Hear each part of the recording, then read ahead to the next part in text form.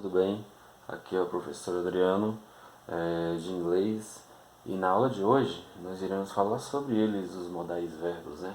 Ou verbos modais, né?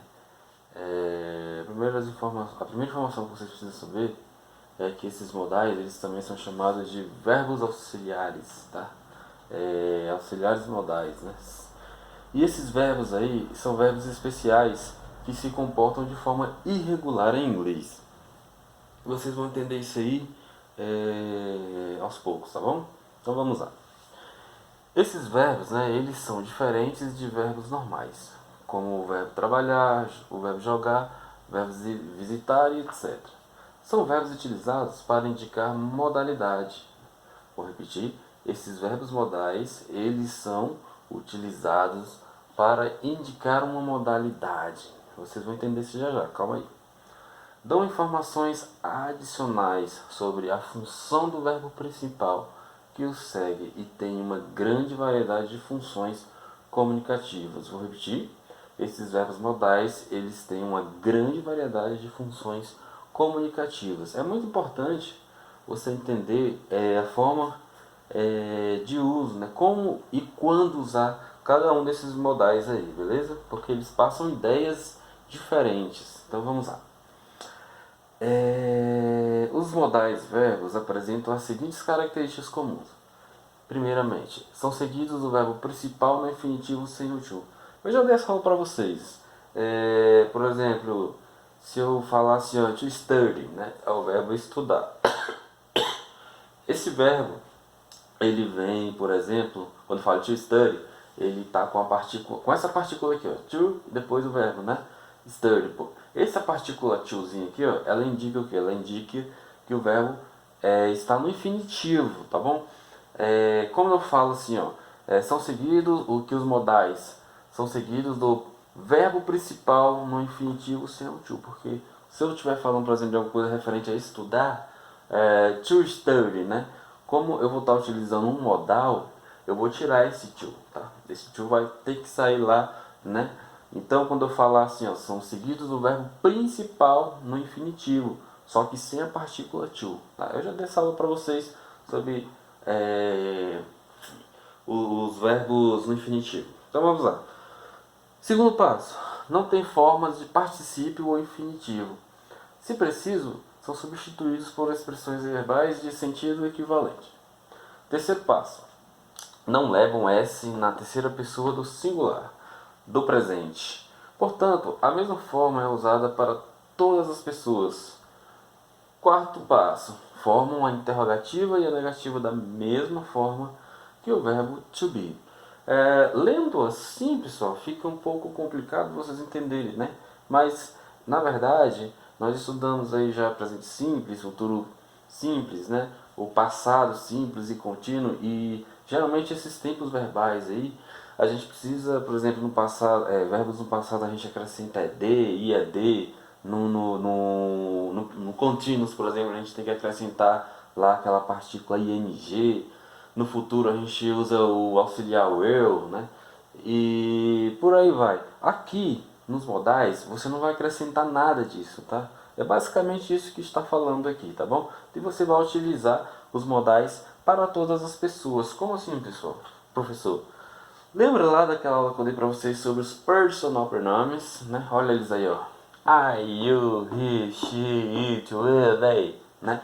São os personal pronomes. Então, a estrutura, né, na frase, como montar a estrutura, né? Como montar a frase? Você primeiramente vai usar os personal pronomes, né? Esses personal pronomes, eles têm a função de que eles na frase mesmo, pessoal, de serem sujeitos, não é isso? Então, primeiramente você vai utilizar o sujeito, depois você vem com os modais. Olha só, o modal, ele aparece depois do sujeito, né? Nós temos aqui, ó, o can, my, should, must. Nós vamos ver um por um deles. Mas hoje a gente vai focar só no can, tá?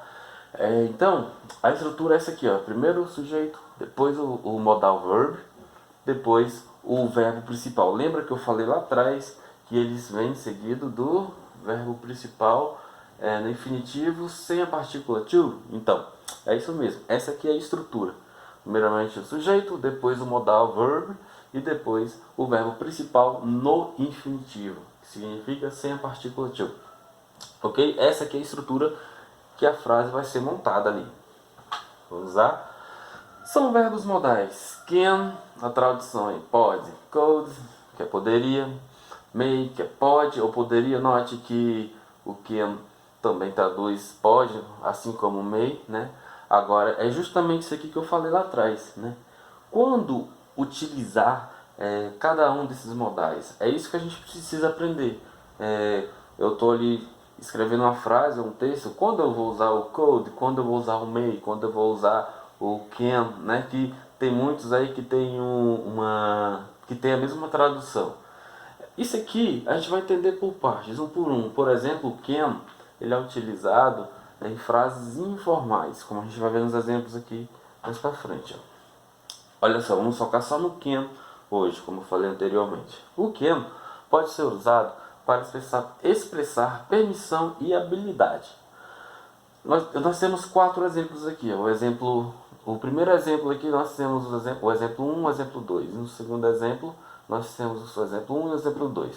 Só que no exemplo 1 nós vamos observar o modal sendo utilizado para permissão, tá bom? Permissão aqui, ó.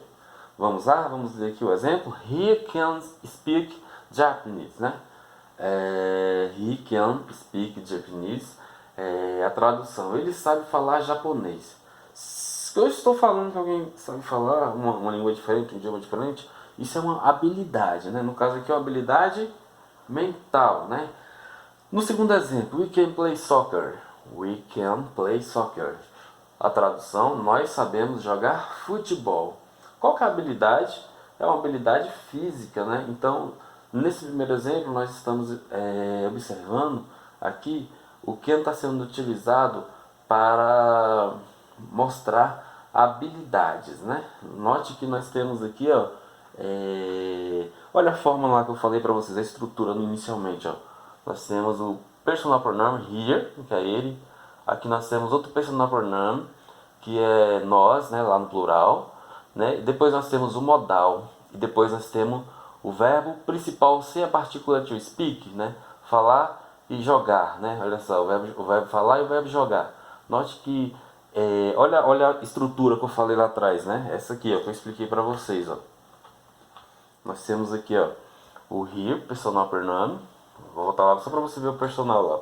O here, né? E nós temos aqui o we, né? Que é o outro personal pronoun lá no plural lá, né? Lá no plural, we, que é nós, né?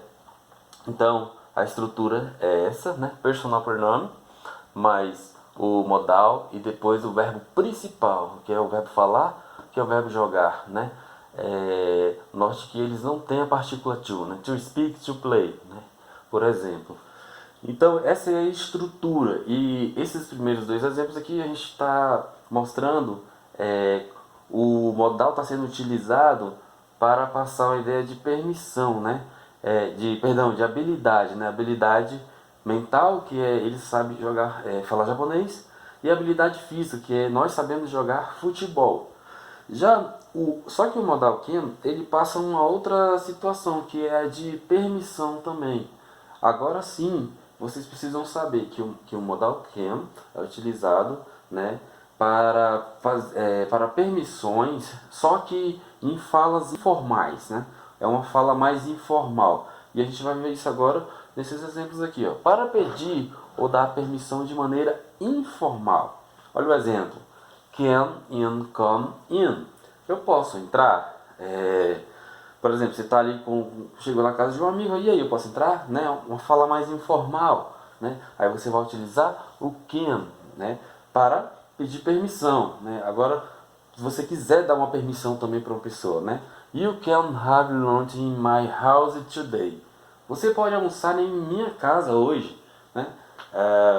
Você está ali descendo, indo embora com um amigo, se você quiser, você pode almoçar na minha casa hoje, né? É uma fala mais informal. Então, toda vez que for uma fala informal, né? E passando essa ideia de permissão, você vai utilizar o modal can, ok?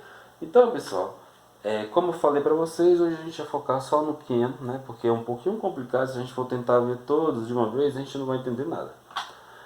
Tem essa atividadezinha aí, tá bom? Olha só, você vai reescrever as frases usando o modal can, tá? Para habilidade. Então você vai ter que traduzir as frasezinhas, tá bom? Entender o que cada frase está falando na língua portuguesa, para depois você utilizar o can para habilidade. Lembrando que nos exemplos aqui, ó, o can, a gente utilizou aqui nos exemplos o can para habilidade e para permissão. Na atividade aqui eu estou pedindo para vocês utilizar o can para passar a ideia de habilidade, tá bom? Ok? E é isso por hoje.